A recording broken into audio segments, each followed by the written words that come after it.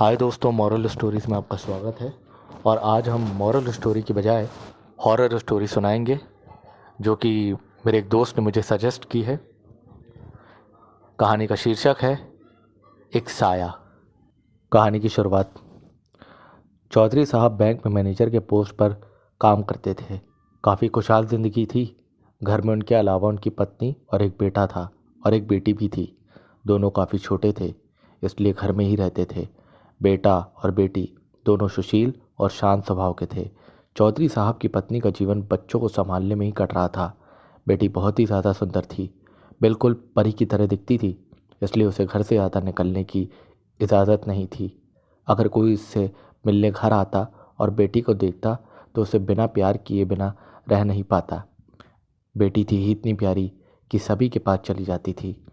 ज़िंदगी अच्छी गुजर रही थी कि तभी चौधरी साहब का ट्रांसफ़र हो जाता है शहर से थोड़ी दूर गांव में। उन्हें आने जाने में समस्या होने लगी। कुछ दिनों तक वो पुराने घर से ही आया जाया करते थे। फिर उन्हें गांव में एक मकान मिल गया। वो अपने परिवार के साथ गांव के मकान में ही शिफ्ट कर गए। मकान के सामने एक बड़ा सा पोखर था और साथ ही पीपल का पेड़ भी था।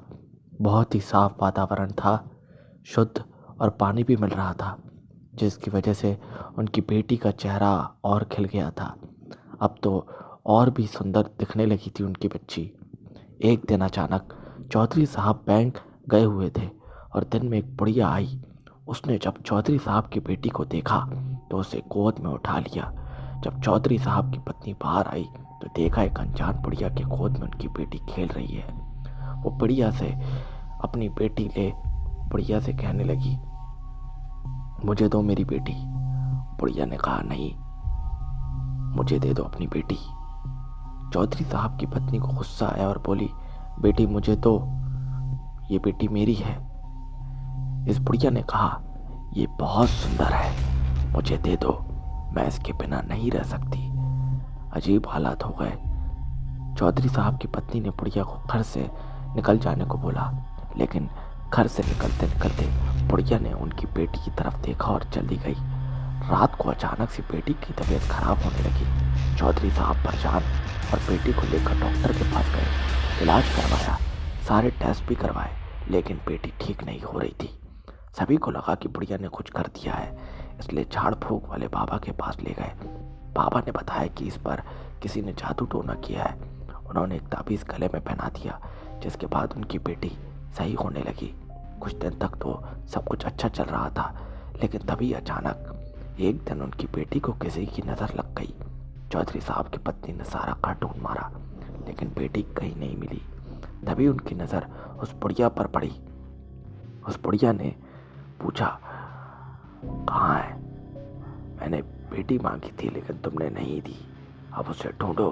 काफ़ी तलाश के बाद भी बेटी नहीं मिली। रात को जब चौधरी साहब घर आए और उन्हें पता चला तो वो घबरा गए और पुलिस में रिपोर्ट की। पुलिस ने जब ढूंढना शुरू किया तो बताया कि आखिर बच्ची को कहीं देखा है या सवालात पूछताछ करने लगी पुलिस, लेकिन उनके पास कोई जवाब नहीं था। लेकिन फिर उन्हें कुछ याद आया। उन्होंने कहा कि उन्होंने बच्ची को आखिरी बार पोखर के पास खेलते देखा था। उसके बाद बच्ची को किसी की नज़र के सामने नहीं देखा गया। फिर जब पोखर में ढूंढा गया तो बच्ची का कपड़ा मिला, लेकिन बच्ची का कुछ पता नहीं चला। इस बात को करीबन 40 साल हो गए हैं, लेकिन आज तक चौधरी साहब और उनकी पत्नी को पता नहीं चल पाया कि उनकी बेटी कहाँ लापता हो गई और वो बुढ़िया कौन थी जो किसी को नज़र नहीं आ रही थी। दोस्तों, अगर कहानी अच्छी लगी हो तो वीडियो को लाइक कर दीजिएगा और मुझे कमेंट में ज़रूर बताइएगा कि आपको स्टोरी कैसी लगी। साथ में आप मुझे सजेस्ट कर सकते हैं, अगर आपके पास कोई मॉरल स्टोरी हो तो अगली वीडियो में उसी की बनाऊंगा। और साथ में आपको अगर ऐसी अच्छी अच्छी स्टोरी सुननी है तो प्लीज़ चैनल को सब्सक्राइब कर दीजिए और साथ में अपने दोस्तों को भी इसे शेयर कर दीजिए, जिससे वो भी ऐसी अच्छी अच्छी स्टोरी सुन सकें। और मिलते हैं दोस्तों अगली स्टोरी में, तब तक के लिए बाय बाय।